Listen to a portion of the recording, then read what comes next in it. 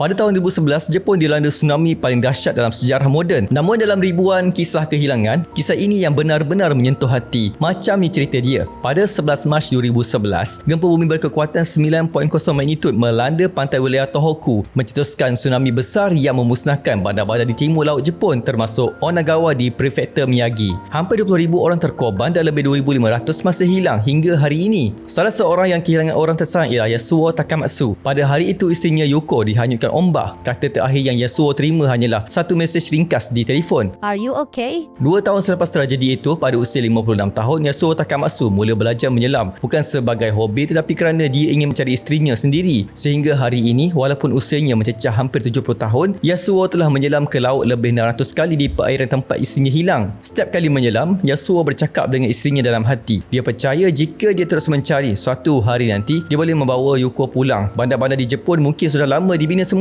Bangunan baru berdiri megah. Namun bagi Yasuo, hatinya masih tenggelam di hari tsunami itu. Ini bukanlah kisah tentang harapan palsu. Ini kisah tentang cinta yang terlalu dalam untuk dilepaskan.